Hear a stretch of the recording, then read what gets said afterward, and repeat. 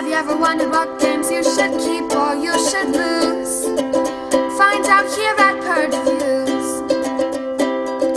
Have you ever wondered what games you should sell or you should use? Find out here at Purge Reviews. Find out on our top 10 list what games you cannot miss. Don't forget to subscribe to Purge Reviews.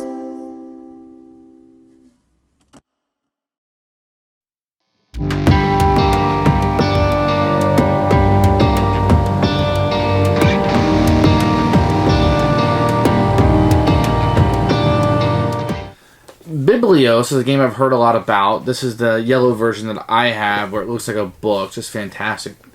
This game reminds me of For Sale, where in the beginning of the game, in this one though, you're drafting. So you're going to draw 3 cards, one at a time. Decide to give it to your opponent, to the auction, or to yourself. So you'll end up with a collection of cards. Your opponent will end up with a collection of cards, and there'll be an equal number of cards that are going to be auctioned off. You then use the cards that you got to pay for the auction.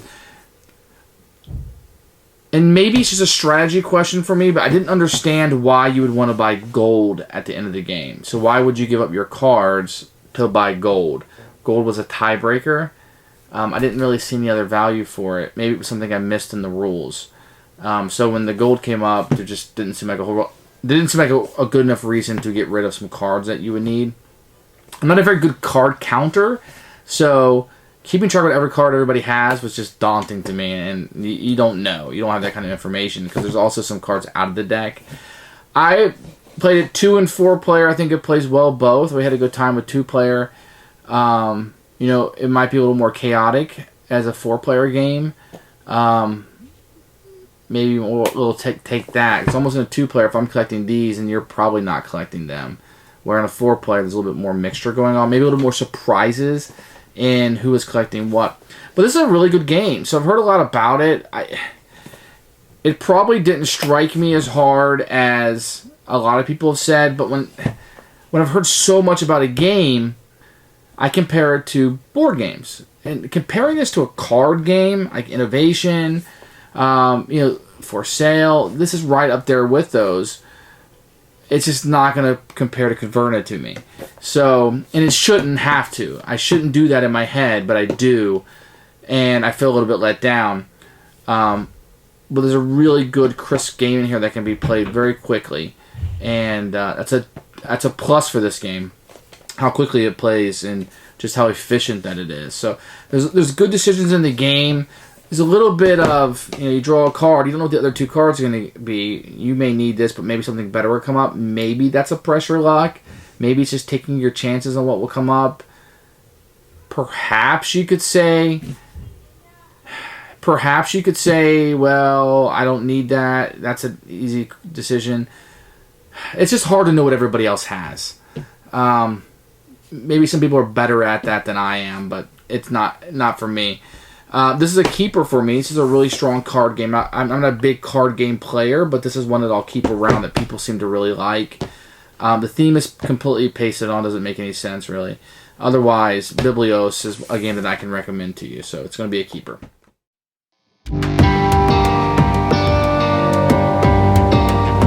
Biblios is a little card game, and what's really neat about the box is that it looks like a book. It kind of fits the theme a little bit. So you can put this right on your shelf and look just like a book, and people like that. It's got a very beautiful feel to it and look of it. And it opens up. It's got the magnet little attachment that a lot of people like. You can see the scrolls inside. There's a board game. What you get, and this is really neat. I want to take a second to look at the box here. So what you're going to get is a list of all the cards inside the box and kind of how you set up the card deck when you're playing, which is neat. You're going to get your yellow rule book. This is going to be where you put the dice. This is totally unnecessary, but is nice. And a little bow. This nice little bow, so real hard cardboard. You're going to get 5 big, clunky, 6-sided dice. And then the main part of the game are going to be the cards. And this is where the backs are really nice. They're cornered. They could probably get nicked a little bit, but they feel really good, and they have this like finish to them that's really nice. So put this aside, and I'll show you some of the artwork. So the theme is completely wasted on me, but you can kind of see what's really important is the color, maybe this icon if you're colorblind, and the numbers. So you're going to see that a lot. And here's a +1 to the dice. It's an action card. And so it's really the icons and the numbers that are important. The feather and the 2. And I mean, the artwork to me is kind of bland. Here's money. You'll need this to buy stuff. This -1. The artwork's lost on me. If there's a theme, then more power to you if you can dish it out. But you really, I mean, this could have just been a big 4, but they tried. So the cards are nice. The components are simple, and that's the components for Biblios. They're very nice.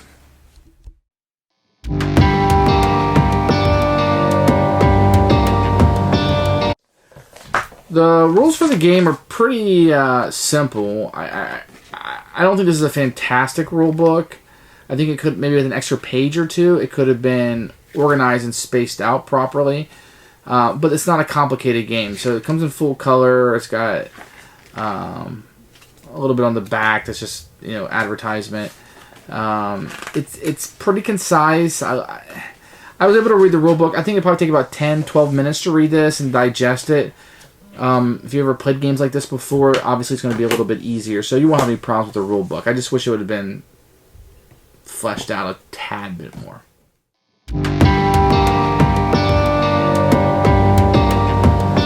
Okay, so I'm going to show you the game, and there'll be a certain amount of cards taken out based on the number of players.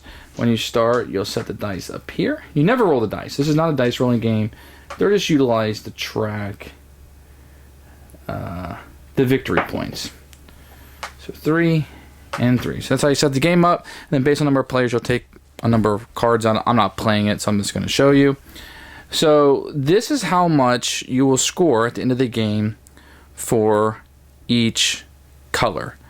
So if you have the most, you're going to get 3 points, 3 points, 3 points. And this will change during the game. So on your turn, you're going to draw 3 cards, one at a time. So we drew this. You can keep it, put it in the auction pile, or give it to your neighbor. It's a 3 feathers. So I'm going to keep this one. So I draw a second one. I could give this to my opponent, which I just put down a 3, or I can put in the auction pile. I'll put this one in the auction pile, and I'll draw another one for him. 2, I have no choice. I must give this to my opponent. So me, the auction, and my opponent. Now my opponent will take a card. Same thing. 1, I'm going to give that to Jason. 2, well, that puts me up one of him, so maybe I'll take this one. And then the next one must go in the auction. Well, that ended up being a good move. These aren't shuffled very well. And in a 2-player game, it would come back to me. A 1. I'll give that to him. Another one, put in the auction, and hopefully I'll get something better. Okay, these are not shuffled well. So now it's his turn over there. 1, I'll give this to this guy. 2, that would put me up by 1 maybe. Maybe that's a strategy. And 1 more. Yeah, not shuffled well.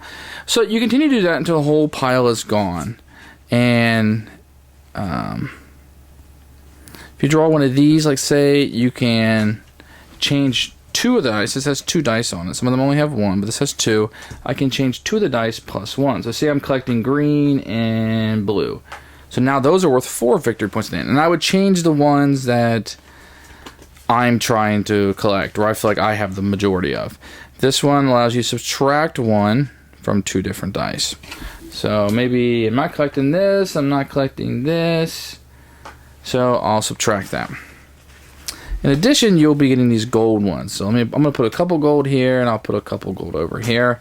Pretend like we went through the whole deck, and now I have my cards. These have been utilized. I got these cards over here.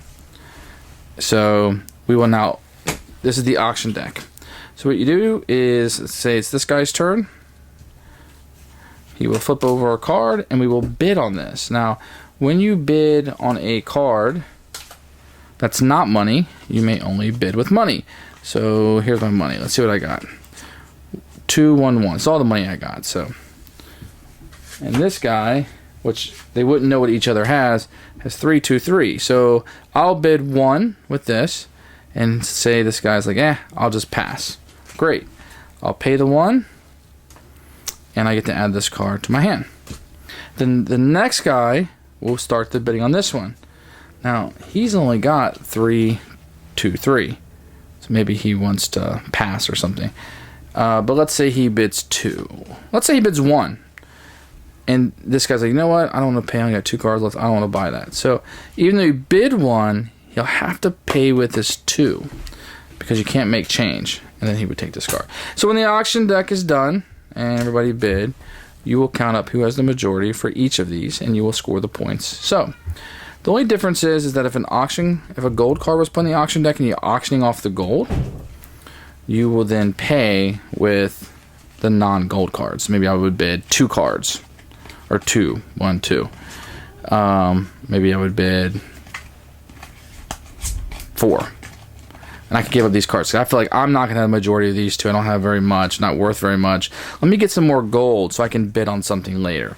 So that could be a strategy. So just to reiterate back really quickly, you're going to pick 3 cards, 1 at a time. Give 1 to yourself, 1 to your opponent, 1 into the auction. When this deck is done, although maybe some cards that will change the value of the dice, you will then go through the auction, whatever cards in the auction, and you will auction them off. For cards that are non-money, you pay with money. And if it's a money card you're auctioning off, you pay with cards. Until the auction deck is done, then you add up whoever has the majority of each type. Majority, whoever has the most, gets the points. And whoever has most points wins the game. That's Biblios.